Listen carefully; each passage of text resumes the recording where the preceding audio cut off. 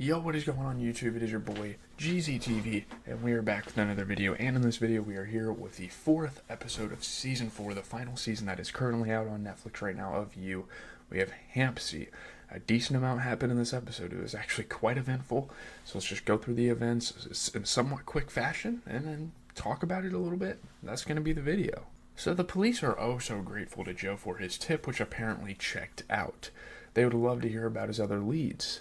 They hope he'll stay in touch. They're his #1 fans. But as soon as Joe escapes one prison, the literal kind, he winds up in another. He simply must join Phoebe in her lot at Hampsie, her country house. Pretty much like a rich little getaway vacation for the weekend, what rich people do. Joe reasons that this puts him near his gang of suspects, but I find the people who aren't on the guest list much more suspicious. Nadia and Reese. So as eat the rich killer suspects go, Nadia makes the most sense. Perhaps she'd been jilted by Malcolm as he committed more to Kate, plus she's sympathetic to the cause of hating wealthy people. We already know she loves murder mysteries, and it would be very fun for Joe to be on the run from a woman. It gives the show a better bite, if you ask me. But Reese could still be clinging to the rags part of his rags to riches identity, and maybe he has only ingratiated himself to this group of insufferable, spoiled gits in order to more easily off them. It would be extremely funny to me if he thought that this was the optimal time to start committing a series of high-profile homicides, seeing as he wants to run for mayor and will soon be the target of tabloid intrigue and professional-grade Oppo research. But just because something is a bad idea doesn't mean Rise wouldn't pursue it. Phoebe and the rest are too dumb to be interesting contenders, except for Kate. I haven't ruled her out. She's definitely in the top 3. What do you guys think? So, in other news, this episode is an entirely unnecessary 54 minutes long. The show is trying to murder the viewer, but here we go. But first, some status updates. Adam is hemorrhaging money. His suit man, Robert, what is his job? Business advisor, bank person. When I'm rich, I will have a suit man too, and be able to tell you, is saying to Adam that he needs to pay his lenders because his dad won't be swooping in to save him anymore. You know, his dad hasn't given him any more runway, as Adam later refers to it as. And Kate is trying to get a message to a mysterious someone to whom she does not want to speak. That's her dad, right? Again, I am a little underwhelmed by how we are recycling plot lines from the first season of the show. I know it was a lifetime ago, but some of us were paying very close attention, and if the object of Joe's affection is a woman with daddy issues, it's just Beck all over again. Joe packs very normal stuff for the trip, hollowed out book with a kill people wire, and arrives at what he calls the Downtown Abbey vampire castle. What bugs me about this scene is that we are supposed to believe that Joe's totally out of place, but his outfit almost makes sense. Why are these girls in heels? What's Phoebe doing in a cosplay? There's a standard rich people uniform for this sort of thing. Barber jacket, riding boots, and none of the rich people are wearing it. Roald's quilted bomber is close, though. Roald does kind of fit the archetype for this type of thing, but we'll get into that soon. So, Gimma's entire personality continues to be that she says offensive things. Yeah, it's a very boring version of a couple of other characters we've seen on TV before. She's there to get another body in the room, either as a suspect or a future corpse, and either way she's not doing enough to justify her screen time. Why is anyone friends with her? What dirt does she have on them? Make it make sense. Her character is kind of stupid in my opinion. So on the estate, Joe has no Wi-Fi or cell service, so he can't get text from this person. He can't, research anybody, nothing. He's frustrated to be out of range from his new pen pal and stressed to be in such close proximity, adjoining doors close, to Kate. The distraction he can't afford. Obviously, these two are starting to kind of build a relationship with each other. They have a quick chat about not shagging in Joe's bed. I'm sure that'll be the end of that. Wow, yeah. Joe gets a note under the door inviting him to the portrait gallery. I love that he freaks out about absolutely every message he receives in this manner when it's obvious that Phoebe and her friends are just engaging in some Clue-style shenanigans. We get a very weird scene in which Phoebe, who has decked out the portrait gallery in like a Romeo-Juliet style, tries to seduce Joe because she senses that he's honest or whatever. He amicably rejects her, and she quickly starts moping about how she doesn't feel like she is Adam's everything. Joe reassures her that Adam worships her. I'm pretty sure Adam has literally told Joe that at times. But very interesting situation, obviously, with Phoebe. Phoebe seems like a very aggressive woman, why are any of these Joe aside for advice on proposing to Phoebe? Or, yeah. Later, Adam pulls Joe aside for advice on proposing to Phoebe. Why are any of these people confiding in Joe at all? Aren't they all each other's best friends? And I'm sorry, but I'm finding it extremely difficult to be even a tiny bit interested in the romantic trajectory of Adam and Phoebe. They barely got any screen time. The only good part about this is when Adam says he'll never be without money. I will not be the rich type of situation. Joe finds out that the real source of his invite to this weekend was surprisingly Roald, so that really throws Roald into the mix as a prime suspect. Between those conversations, the gang plays croquet and matching white outfits. Everyone but Joe got that style memo. Gemma makes one of the servants act as the croquet hoop. Kate can't bear to look, but everyone else seems fine with it, of course. Joe walks in on Kate, yelling at a security guy to leave her alone, so Kate follows Joe back to his room and tell him to stop spying on her.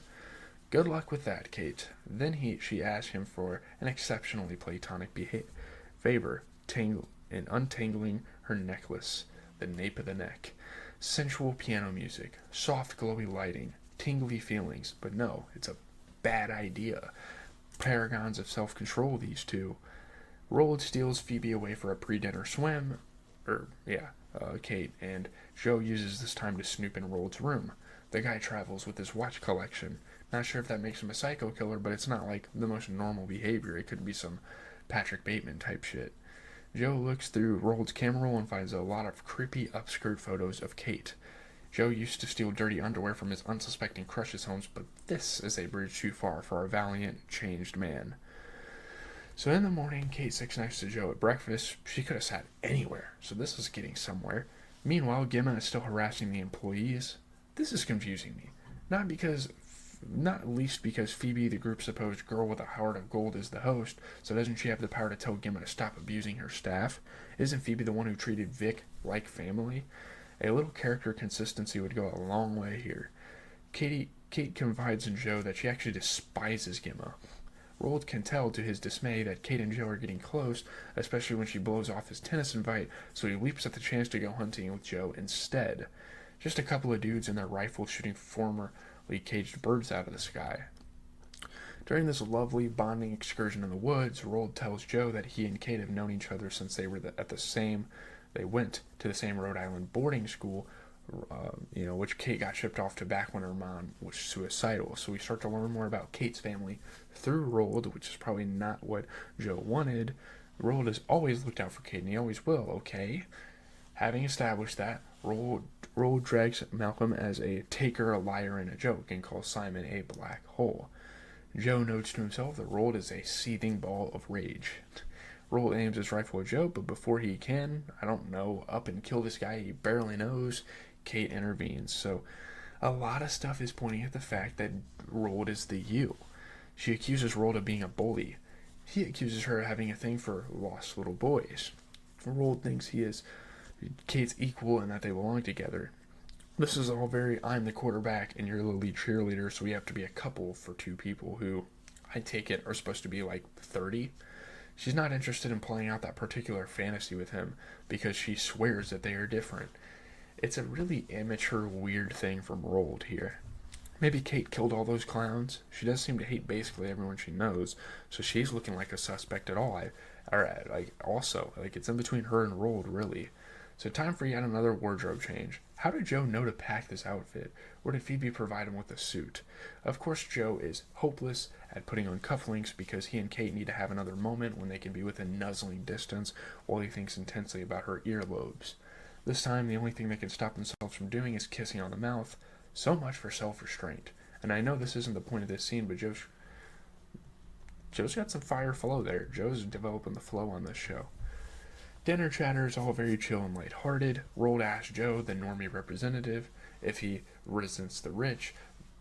Joe has the audacity to say he is happy with his life. Then Gemma suggests that Jonathan, is the killer, seeing as people didn't start dropping dead until right after he showed up.